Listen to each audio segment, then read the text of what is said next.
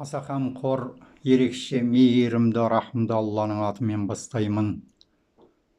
Араб тілінде құрбан сөзі жақындау деген мағынаны білдіреді. Яғни, бізді махаббатпен жаратып, тіршілікке енгізген иемізге құлшылықпенен құрбандық шалып, тақуалық етіп жақындау. Құран кәрімде Хаж сүресінің 34-ші аятында Алла тағала біз әрбір үмбет үшін өздеріне берген малдардан Алланың ғана атын атап құрбандық шалуды бекіттік дейді. Міне, біз осы аяттардан бізге дейінгі үмбеттерге де құрбан шалу үкім етілгенін аңғарамыз. Сондай-ақ Құранда Алла тағала Адам алейхиссалам пайғамбардың екі ұлы Абыл менен Қабылдың Аллаға арнап құрбан шалғандығы, біреуінің құрбандығы қабыл болып, бірінікі қабыл болмағандығын мысал етеді.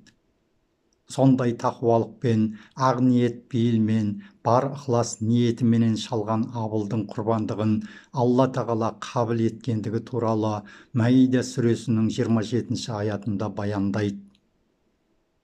Сол сияқты Құрандағы Саффат сүресінің бірнеше аятында әке мен баланың уақиғасы, яғни Ибрахим алейхиссалам мен баласы Исмайылдың арасындағы құрбандық турасындағы Аллаға деген тақуалық қиссасы айтылған. Әке мен баланың жаратқан иеге бойсынулары мен тәуекелдіктері оларды сондай аянышты халден шығарып, зор бақытқа, қуанышқа бөледі. Алла тағала көктен қошқар түсірді.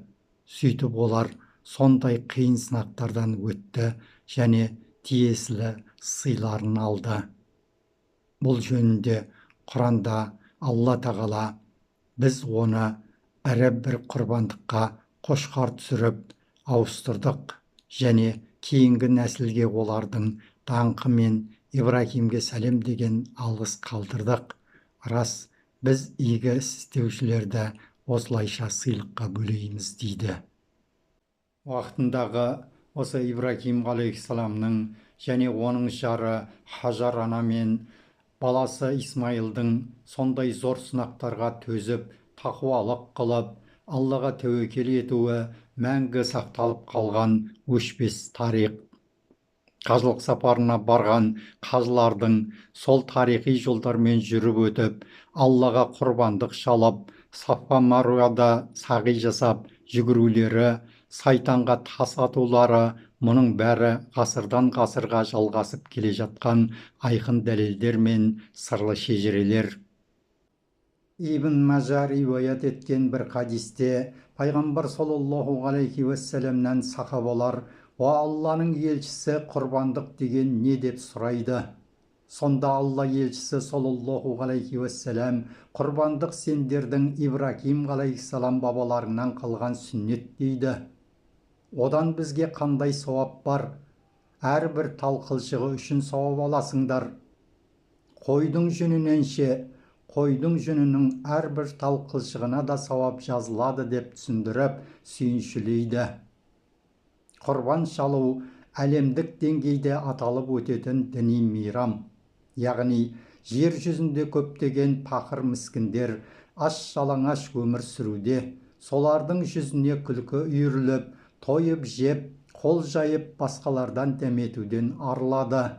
Сондай-ақ, құрбан шалу арқылы жомарттардың күнәсі жеңілдеп, дүние мүлкінің берекеттенуіне ұйытқы болады. Аллаға жақындаумен қоса, қоғамдағы басқа адамдармен де жақындатады, туыстық қатынасты жақсартады, арадағы реніштерді ұмыттырады, бірлік пен татулыққа себеп болады, тақуалыққа жол ашады. Әбу Ханифа рахмаһуллахтың пікірі бойынша, шамасы жеткен тұрғын адамның жылына бір рет құрбан шалуы уәжіп. Ол Құрандағы Кәусар сүресіндегі Раббың үшін намаз оқы және құрбан шал деген екінші аятын дәлел етеді.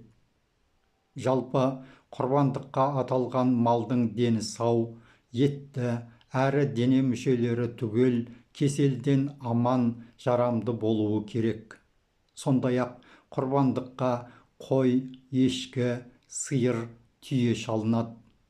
Ешкі кемінде 1 жасқа толуы керек. Қой кемі 6 айдан асқан семіз болғаны жөн. Ірі қарадан сиыр кемінде 2 жаста, түйе 5 жасар болуы керек. Құрбандық малы міндетті түрде таңертеңгі белгіленген уақытта, яғни құрбан айт намазы оқылып болғаннан кейін шалынады. Әл-Бұхари мен Муслим риуаят еткен бір хадисте пайғамбар саллаллаху алейхи уассалам біздің бұл күні ең алғаш жасайтын ісіміз намаз оқу, артынша қайтып келіп құрбанымызды шалу, кімде-кім осылай амал етсе, сөзсіз біздің сүннетімізге ергені. Ал енді біреулер құрбаны намаздан бұрын шалатын болса, ол құрбанға жатпайды, отбасына берілген жай ғана ет болып қалады деп, құрбанды намаздан бұрын шалуға қатаң тыйым салған. Құрбан шүкіршілік ретінде сойылатындықтан Алла тағала белгілеген күндерде ғана шалынуы керек. Осы күндері кейбір кісілер шектік дегенді шығарып алған. Кімде-кімнің үйінен кісі қайтыс болса, сол үйде 3 жыл қатарынан өлген кісіге аталып мал шалынады, және ол малды құрбан айтқа 1 күн қалғанда Арафат күні шалады. Бұл болмайды десең, әруақ разы болса болды деп, шалған малдарын тікелей әруаққа жеткізгілері келеді. Сондай кісілерге айтпағымыз, біріншіден, құрбандық тек қана Алланың атынан шалынады, яғни құрбандықтың белгіленген 3 күнінде. Екіншіден, Арафат күні Меккедегі қажылар Арафатта тұрып, бірнеше сағат бойы Аллаға жалбарынып, егіліп, истиғфар мен тілек ниетте болып, күнәларының кешірілуін үміт етеді. Ал елдегі кісілер болса, бұл күні аузын бекітіп, берік ұстап, түнін құлшылықпен өткізеді. Себебі Арафат күнінің өзге күндерден артықшылығы сондай. Айша анамыздан Муслим риуаят еткен келесі хадисте Алла елшісі саллаллаху алейхи уассалам, Алла тағала құлдарын тозақ отынан азат етуде Арафат күнімен тең келетін күн жоқ. Арафат күні оларға періштелер жақындап, мұсылмандарды көргенін мақтаныш тұтады, әрі олардың дұғалары қабыл болуына тілектес болады деп айтқан. Құрандағы Қаж сүресінің 32-ші аятында Алла тағала кімде-кім Алланың белгілерін ұлықтаса, күдіксіз ол жүректің тақуалығынан дейді. Сондай-ақ әркімнің құрбан шалып сауаптан үміт етуі, бұл күндерді ұлық тұтуы тақуалықтың белгісі. Алла тағалаға кісінің шалған малдарының еті де, қаны да жетпейді. Оған ол мұқтаж да емес. Жаратушы иемізге жететіні кісінің ниеті, тақуалығы. Расында менің намазым, және менің құрбандықтарым, және менің өмірім, және менің өлімім әлемнің Раббысы Алла үшін деп шынайы жүрегіменен берілуі. Айша анамыздан Термези риуаят еткен хадисте пайғамбарымыз Мұхаммед саллаллаху алейхи уассалам адам баласы құрбан айт күні мал сойып, қан шығарудан басқа сүйікті іспен Алла тағалаға жақындаған емес. Құрбандыққа шалынған мал қиямет күні мүйіздері, тұяқтары және жүндерімен келеді. Ағызылған қан жерге тамбай жатып, Алла тағаланың құзырындағы биік дәрежеге жетеді. Сондықтан құрбандықтарыңды шынайы ризашылықпен шалыңдар деп ислам дініндегі адамның иманының кемелдігі тақуалық екенін осылай білдіреді.